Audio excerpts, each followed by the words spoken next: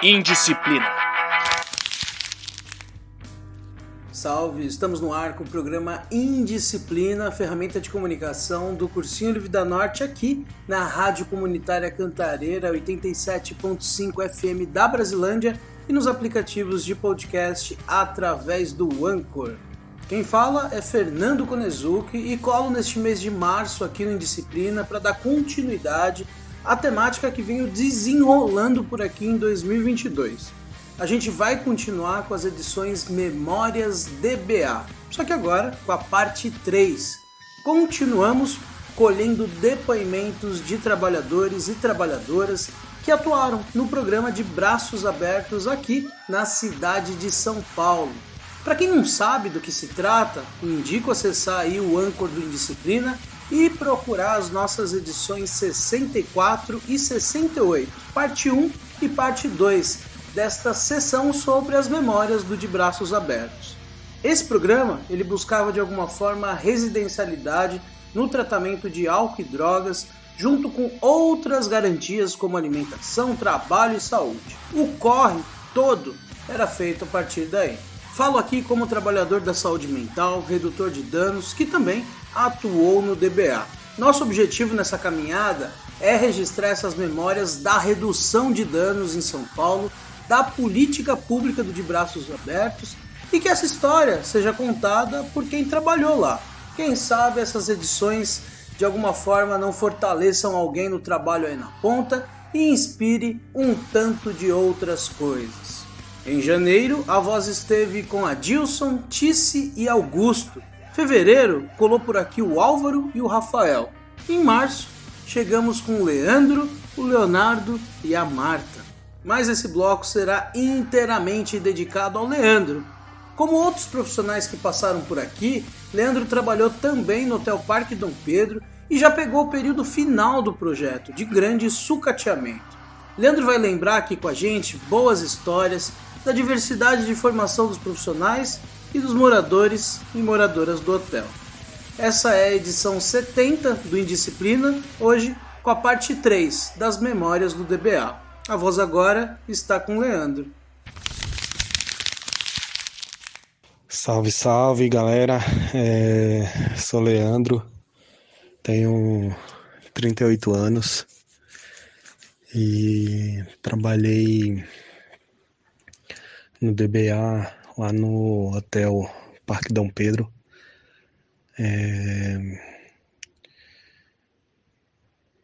Finalzinho de 2017 e entrei bem numa época, né, em que já estava bem sucateado, né, os nossos gestores aí, né, das políticas públicas já estavam em um processo aí, né, de deixar de lado mesmo, né, o hotel, o projeto, né, como um todo. E aí foi bem nessa época, né, em que eu estive atuando lá. Entrei no meio do ano, né, e fiquei até dezembro, que foi quando a gente se juntou para discutir, né, junto com a UES que administrava, né, na época, o projeto, o programa. E foi um período também bastante delicado, né, muito difícil, assim, pra gente.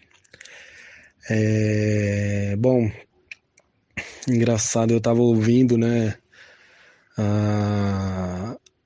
a edição passada e engraçado,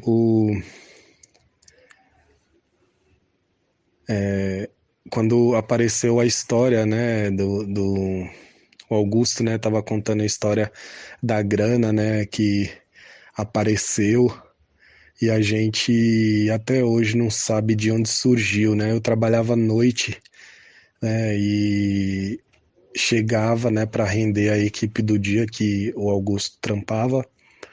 E aí presenciei essa situação, né. Eu cheguei, já estava meio que Assim, meio que no final, assim, da treta, né? E aí a galera já tava ali na rua e tal. E aí, meu, essa grana caiu no chão, tipo, ninguém sabe realmente, assim. Até hoje a gente não manja, assim, de onde pode ter vindo, assim, essa grana, né? E foi realmente, né, como Augusto disse, né, trágico e muito cômico, assim, né? Porque, meu, a gente não faz ideia, assim, né? Muita viagem mesmo, muita brisa. Mas assim, né,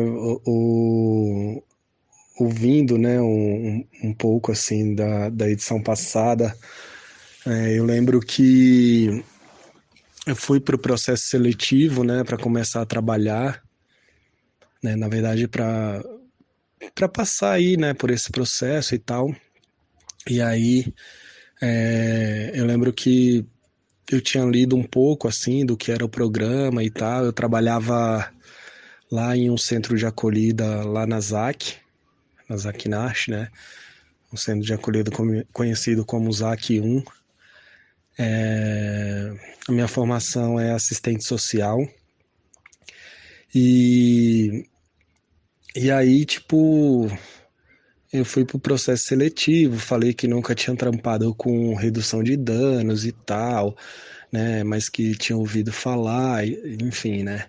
E aí fui relatando assim as minhas ações, né, no espaço onde eu trabalhava, né? E eu lembro que as recrutadoras disseram assim: "Não, você já faz redução de danos, né? Só você não sabe ainda, né?" E aquilo para mim foi muito uma surpresa assim, né? Porque aí depois disso eu fui ouvir um pouco mais, fui ler um pouco mais, né? E me apaixonei assim por esse mundo, né?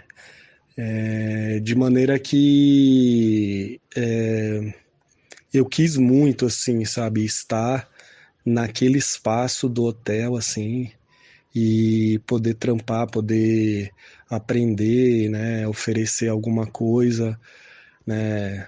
Acho que uma riqueza, assim, né, tipo, para mim poder ter vivido, assim, né, naquele espaço, né, poder ter trabalhado lá naquele lugar, né, e assim, é engraçado porque eu saí de um espaço, né, em que era um dos maiores centros de acolhida de São Paulo, né?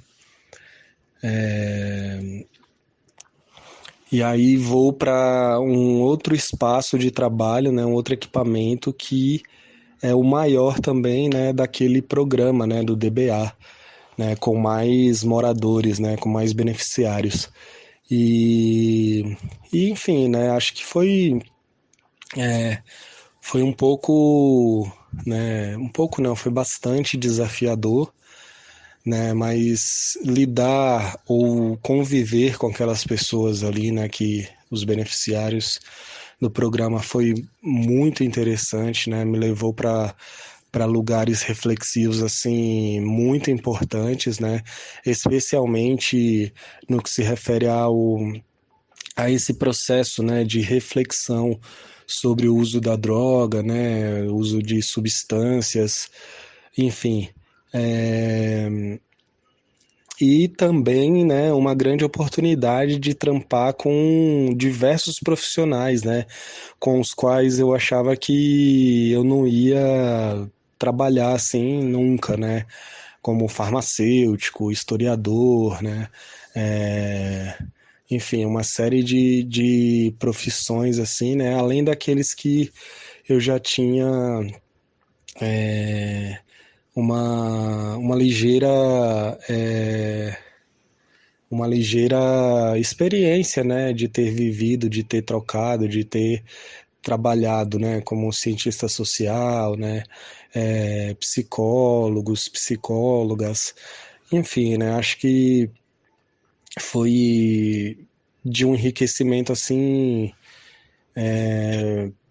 ímpar, né, porque a partir, né, das formações também é super interessante, né, os olhares, né, e as reflexões que se faz, né, sobre determinados assuntos, né?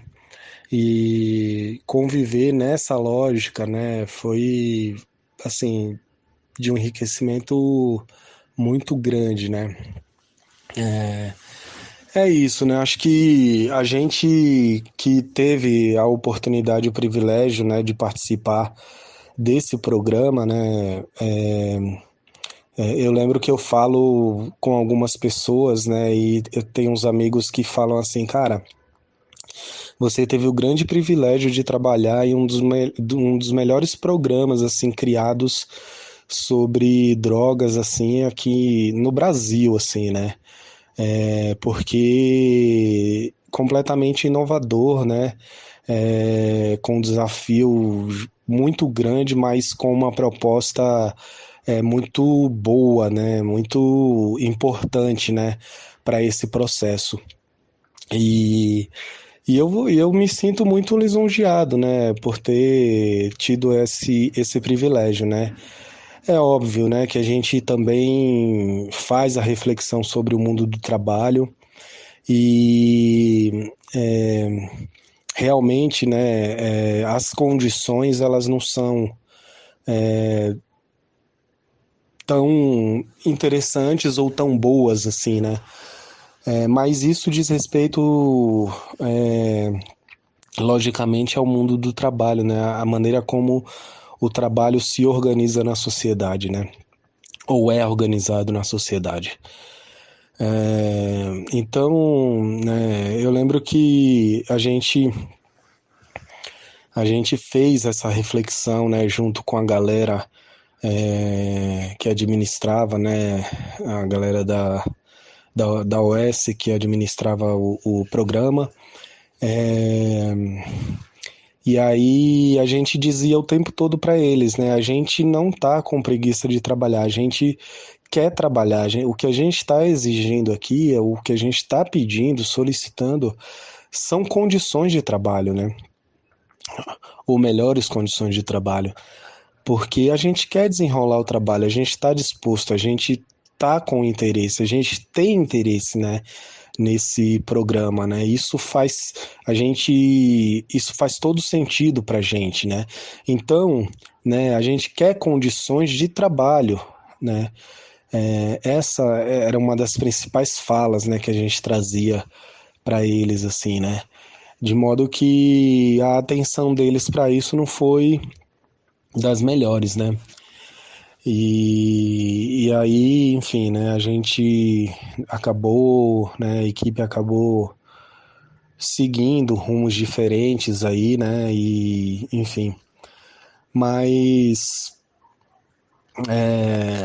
porque a gente entendia, né, que aquele espaço, por mais delicado que fosse, diversas situações que a gente passava, né, que a gente teve aí a oportunidade, né, e o privilégio de passar, né, seja com as dificuldades que apareciam ou com as alegrias, né, que a gente podia conviver ali, né, sei lá, uma atenção, né, um carinho, um afeto, né, tudo isso aparecia, né, o tempo todo, né, isso não era uma coisa muito esporádica, assim, né, era uma coisa vivenciada de maneira muito intensa, assim, até, né? E nesse sentido, né, a gente pôde, né, viver essa dinâmica, né, como o Augusto disse também, né, as crianças que ali estavam, a gente chegava, realizava algumas atividades, né, no período da noite. Então eu lembro que a gente jogava muito futebol ali na frente, né? Tentava brincar com as meninas, né? Naquele espaço, trocar uma ideia, construir coisas, apontar caminhos, né? Levar para algumas reflexões, enfim, né? Acho que por mais delicado que fosse essa dinâmica de criança cuidar de criança, né? A gente pôde, né, viver com essas crianças, né, uma troca muito boa, muito intensa, né, e consequentemente, né, com os pais delas, né, por mais difícil que fosse, né, a gente às vezes não, até não encontrava, mas, né, quando encontrava havia um processo ali, né, de troca muito importante, muito interessante, né. É, de uma situação bastante delicada, assim, né, complicada mesmo, que eu acabei vivenciando, né, foi de uma beneficiária, né, que afirmava com todas as letras, assim, né, que não via sentido ela receber cuidado de mim, por exemplo, né, no caso, um traficante, né, e isso era muito, assim, né, chegava a ser, de certa forma, engraçado, né? Porque a gente nunca tinha se visto assim, né, na vida. E no primeiro momento em que ela me viu, né, ela tirou essa conclusão, né? E assim, né, foi um processo de algumas tentativas assim, né, muito interessantes, né, eu junto com a equipe tentar uma aproximação com ela, né, tentar minimizar essa ideia, né, que ela tinha com ela, né, que ela tinha criado com ela e tal, mas o mais importante de fato era a gente conseguir acessar e dar condições para o outro, para que o outro acessasse a gente, né? No sentido da gente trocar de fato, né? Ouvir as histórias, né? Eu lembro também de um beneficiário, né? Que ele pintava coisas, né? Enfim, ele muito intrigante assim, né? Ele sentava em alguns momentos lá com a gente. Eu lembro que todas as vezes que ele saía, ele dava um beijo na gente, né? E ele saía com alguns quadros, né? É, vendia, né? Enfim, presenteava. Enfim, uma série de coisas, né? E ele era super assim, eu achava super curioso, né? Embora eu não tenha facilidade para desenhos, né, para pinturas e tal, né, mas eu achava muito massa, assim, né, a maneira como ele se dispunha a realizar esse trampo, sabe? De ficar ali, se dedicar a isso, né? E tal. E, pô, era ele tinha uma facilidade, né? Gigantesca, assim, para pinturas, né? Quadros, assim, impressionantes, né? Impressionantes, né? De uma beleza assim, né? Estética muito boa mesmo, né? Então assim, né? Acho que foi um processo, né? De 6 meses aí, né? Intenso, né? De maneira que parecia que eu trabalhei, parece que eu trabalhei anos, né, naquele espaço, né, e essa grande oportunidade mesmo, né, de ter vivido com esses beneficiários, né, essas pessoas, esses seres, né, esses homens e mulheres, né, que estão aí na nossa sociedade e que realmente, né, assim como todos nós, são dignos aí de direitos, né, que sejam assistidos, né, pelo nosso Estado, né, pelas políticas sociais e políticas públicas, né. Bom, acho que é isso, né? Agradeço aí imensamente. É, Sou um homem preto, né? Uso dreads e, enfim, né? Acho que é uma riqueza, né? Agradeço aí ao Fernando por essa oportunidade e me coloco à disposição aí naquilo que entenderem que for, né, que eu possa contribuir de alguma maneira aí. Um abraço e até mais.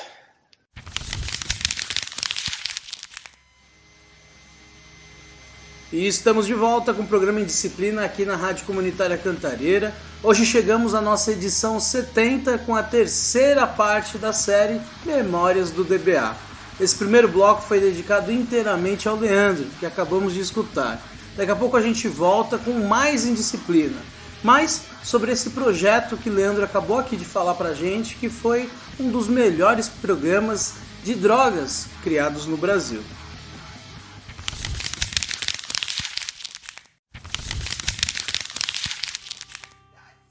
E estamos de volta com o programa Indisciplina aqui na Rádio Comunitária Cantareira e nos aplicativos de podcast. Para quem não sabe, o Indisciplina é uma ferramenta de comunicação do Cursinho Livre da Norte, um cursinho que atua com educação popular e pedagogia libertária desde 2017 aqui na zona norte da cidade de São Paulo, principalmente nas quebradas da Vila Nova Cachoeirinha e Brasilândia, e durante a pandemia funcionando à distância. Se você quer conhecer mais sobre a gente, entra no nosso site, o cursinholivredanorte.milharal.org, ou procure a gente no Facebook e Instagram. Eu sou Fernando Konezuki, sou eu que estou pilotando esta edição 70 do Indisciplina, intitulada Memórias DBA, parte 3, trazendo as vozes clandestinas de quem trabalhou no programa de Braços Abertos aqui na cidade de São Paulo.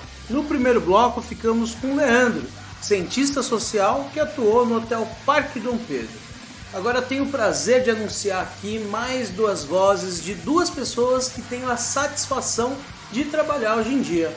Abra um espaço, pois está colando aqui o Leonardo e a Marta. Leonardo vai lembrar aqui com a gente seu primeiro contato com o De Braços Abertos, ainda quando trabalhava na missão Cristolândia, e depois quando foi orientador socioeducativo pelo SAEC. Dou destaque aqui também a sua fala sobre o projeto Crack da Craco, importante iniciativa do futebol como ferramenta de redução de danos em meio à região conhecida como Cracolândia. Já a assistente social Martinha, que atuou no DBA no centro e também na zona norte da cidade de São Paulo, vai lembrar aqui com a gente do Hotel Alaide e algumas histórias de moradores de lá. Conta aqui pra gente também sobre algumas ferramentas de redução de danos, como Cine Pipoca e a esmaltaria.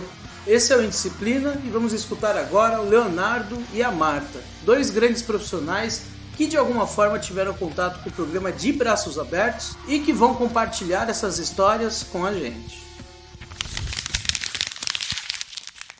Fala pessoal, beleza? Leonardo falando. Prazer estar com vocês aqui no podcast Indisciplina. Muito obrigado pelo convite, obrigado pela lembrança.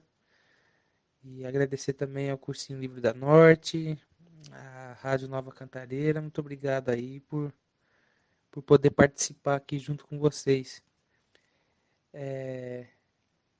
Como eu já disse, sou o Leonardo, tenho 25 anos.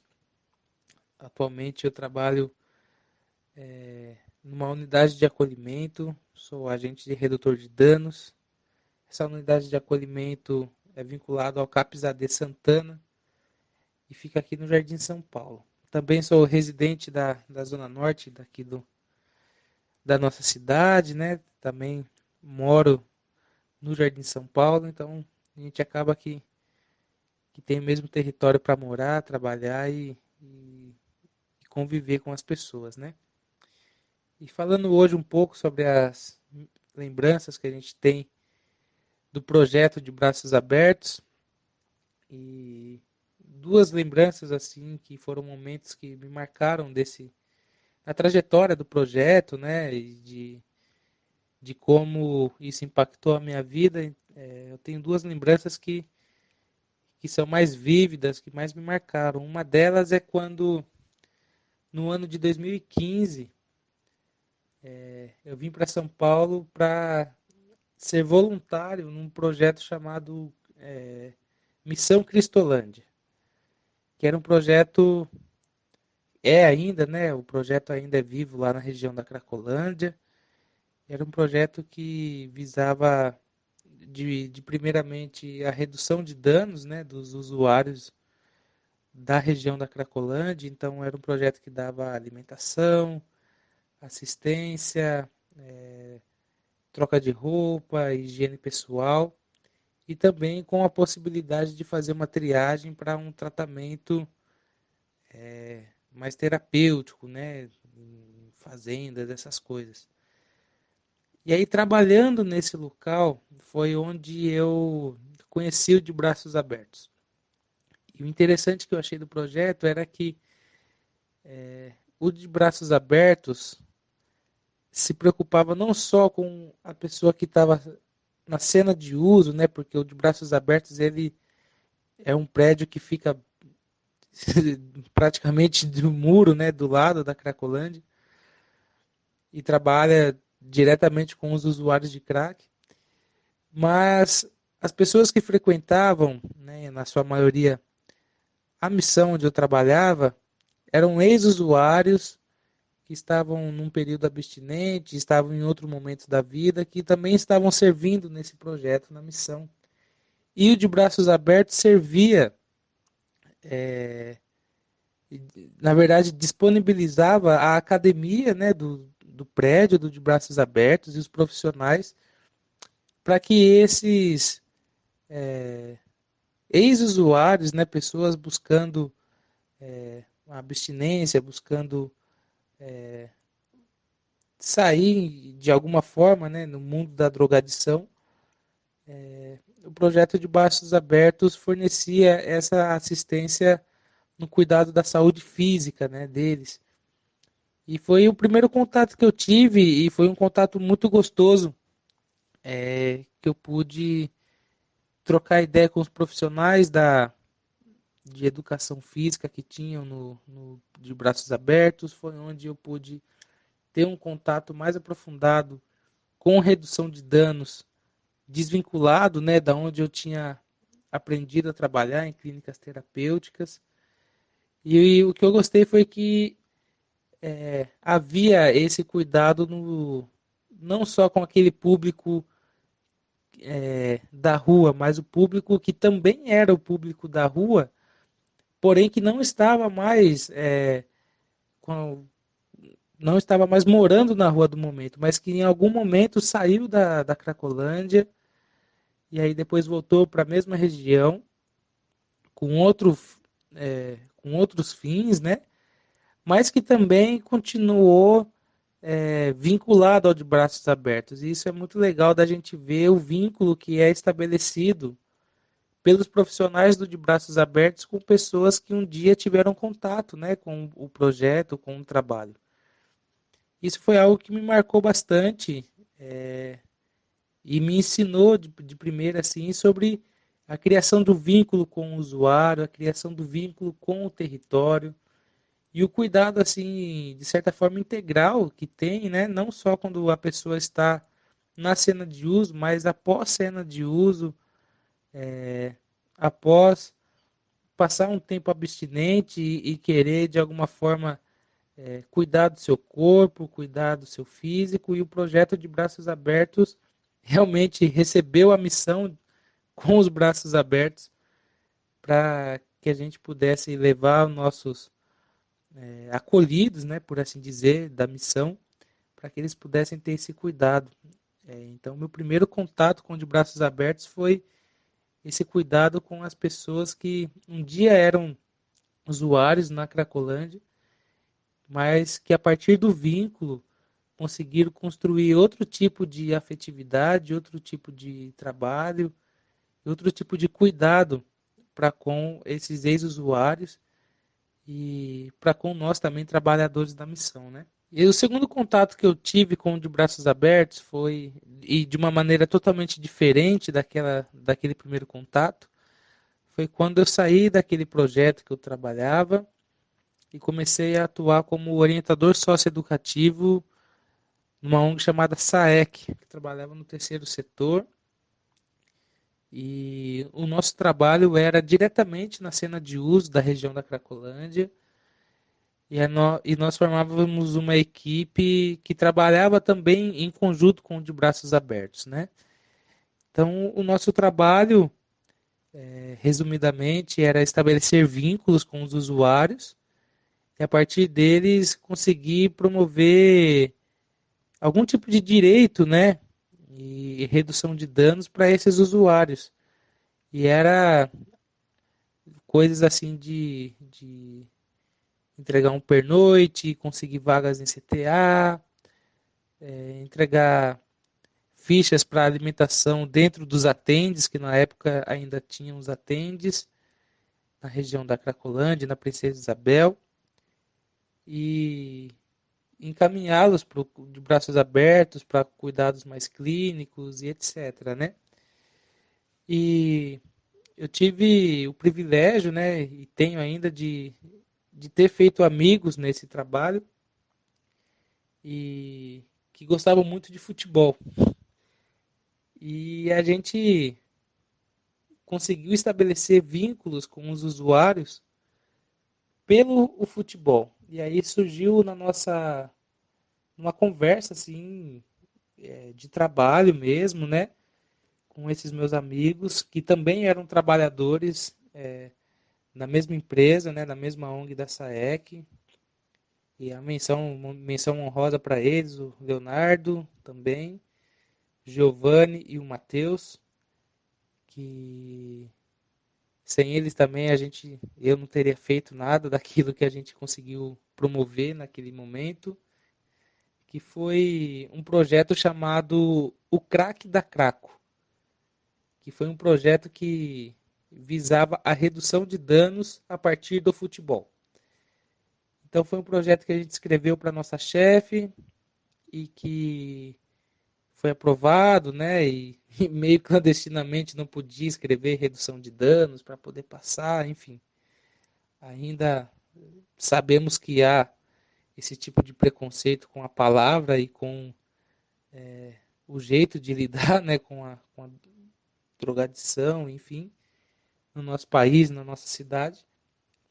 Mas nós conseguimos viabilizar esse projeto de criação de vínculo e redução de danos na Praça Princesa Isabel com os usuários do De Braços Abertos e com os demais usuários que a gente criou vínculo na cena de uso da Cracolândia. E foi interessante que o De Braços Abertos ele também disponibilizou profissionais para estar nos ajudando nesse projeto, disponibilizou material para estarmos trabalhando nesse projeto. E foi uma época muito boa da gente poder promover semanalmente esse encontro para que todos os usuários que pudessem e que quisessem, né, estar conosco jogando futebol, e a partir do futebol a gente criava vínculo, e aí a gente conseguia construir com os usuários os projetos que eles almejavam para a vida deles, né? E tudo de forma horizontal, respeitando as individualidades de cada um.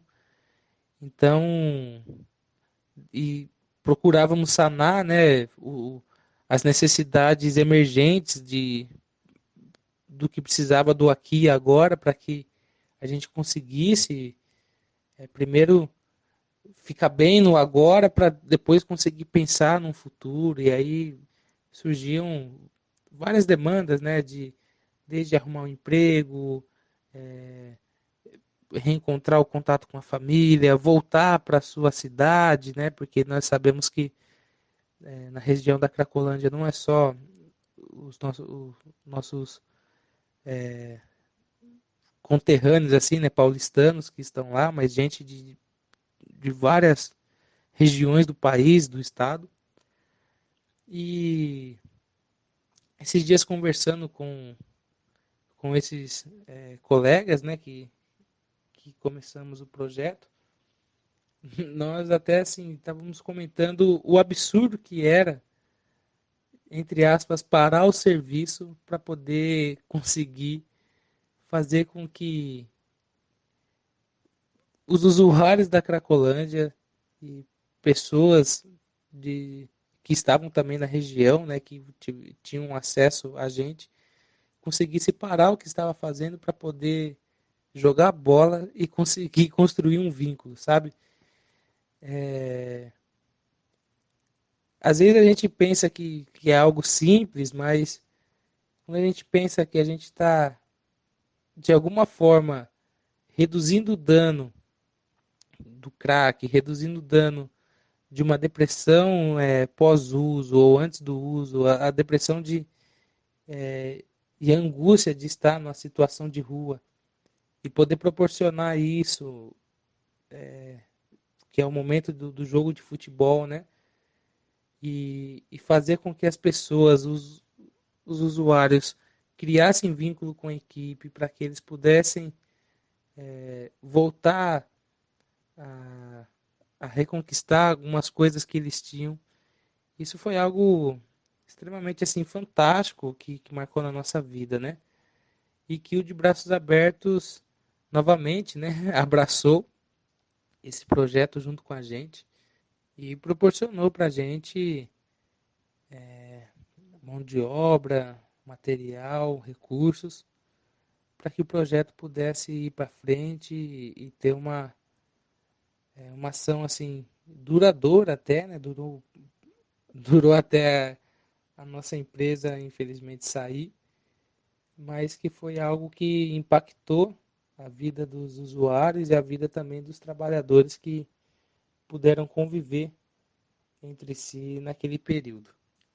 Bom, pessoal, são essas as duas memórias que tenho que mais me impactaram e impactam até hoje, do tempo que pude conviver e trabalhar naquele território e com o projeto, né, no De Braços Abertos. E espero ter passado para vocês uma pequena parcela do que é, né, e do que representa todo aquele território e a região e o projeto, porque a gente sabe que aquilo tem uma proporção absurda, né, no centro de São Paulo, na vida da nossa cidade em si e das pessoas que convivem naquele mesmo território. E agradecer mais uma vez o pessoal do podcast, o pessoal da rádio, do Cursinho Livre da Norte, ao Fernando. E só gratidão, pessoal, e seguimos juntos na luta. Bom dia, boa tarde, boa noite. Eu sou Marta.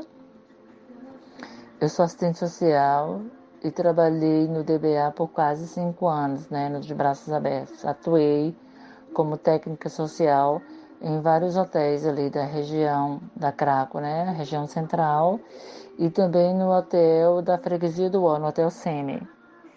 Então, o programa, né, De Braços Abertos foi criado em 2014 com o propósito de desenvolver a autonomia dos usuários, né?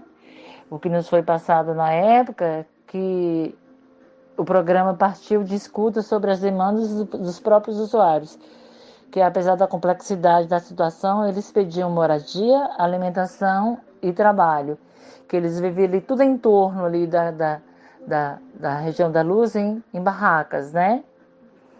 E o programa mostrou-se inovador na medida em que suas ações eram baseadas na promoção da cidadania e na garantia de direitos, né? E estimulava as pessoas a recuperar a autoestima, a autonomia e incentivava os usuários a buscarem cuidados com a própria saúde. O principal foco do DBA nunca foi a abstinência, e sim mesmo a redução de danos. E num desses hotéis, o Hotel Alaide, o famoso Hotel Alaide, que saía nas revistas, né, que todos os repórteres queriam conhecer, teve época de ter aproximadamente 70 pessoas inseridas nesse hotel, né, cadastradas só nesse hotel. E eu falo, e eu olho para vocês terem ideia, eu estou ainda com o relatório dos cidadãos vinculados nesse hotel aqui na mão. Eu guardo, eu tenho as minhas histórias. E é isso mesmo, olha, com essa planilha que eu estou aqui, tinha um total de 68 moradores nesse hotel, né? Lógico, tinha uns que eram ausentes, tinha uns que ia a maior parte do tempo para tomar um banho, né? Ou para fazer uma refeição, mas assíduo mesmo, nós tínhamos umas 63 pessoas nesse hotel. E tinha uma família, né? Uma família bem interessante, que era a Dona Ortília, uma idosa de 67 anos, e o seu filho Jorge Júlio. Dona Ortília, com seus 67 anos, né? Desses 67 anos, 45 deles, Dona Ortília passou na rua, 15 deles na cadeia. Dona Ortília criou o Jorge Júlio com a carroça de recicláveis. Era com o trabalho na carroça que ela garantia o sustento dos dois. Com de braços abertos, Dona Ortília recebeu o seu primeiro salário, relato dela. E Dona Ortília dormiu, foi a reaprender a dormir em cama, que até então ela não conseguia dormir em camas, entendeu? E aí ela vivia em pé de guerra com Jorge Júlio. Eles se desentendiam bastante. Com o DBA, Dona Ortília fez as pazes com Jorge Júlio. Depois de um certo tempo que a gente criou vínculo mesmo com a Dona Ortília, que ela pôde contar, que ela teve a confiança, adquiriu a confiança de contar a sua história de vida, que a gente passou a saber que a Dona Ortília já tinha sido casada, que até então, na Defensoria Pública, a gente procurava pela certidão de nascimento dela. E não tinha certidão de nascimento. Dona Ortília tinha sido casada, então seria a certidão de casamento. Depois que a gente criou vínculo, que ela relatou que ela tinha sido casada, a gente conseguiu a certidão de casamento, que foi daí que a gente conseguiu, né, dar entrada no seu RG, e depois a gente conseguiu atualizar toda a sua documentação, né? E Jorge Júlio tinha uma história intrigante de Jorge Júlio engraçada, que Jorge Júlio tinha um apelido de Ben 10. Ben 10. Por que Ben 10? Por que Ben 10? Logo quando eu cheguei, por que Ben 10? Porque Jorge Júlio adorava o desenho Ben 10. Então ele ia para a frente de trabalho, que era das 8 até aproximadamente 11h30. Jorge Júlio vinha assim correndo, entrava no hotel igual um furacão pedindo para ligar a televisão para ele assistir o desenho Ben 10. E foi também assistindo Ben 10 com Jorge Júlio que eu criei vínculos e que Jorge Júlio foi me contando a sua história de vida, né? Que ele também já tinha sido casado e que o sonho dele era procurar as filhas, que foi daí que a gente conseguiu resgatar os vínculos, né? Os vínculos de Jorge Júlio com suas filhas. Então, gente, a gente ouviu de um usuário que ele sempre teve vontade de trabalhar registrado, mas não tinha escolaridade, não tinha documentação, né? Antes que ele contava pra gente que antes do programa eles dormiam nas estradas. O colchão deles era um jornal, um papelão, e as roupas só vestiam uma roupa quando era de doação.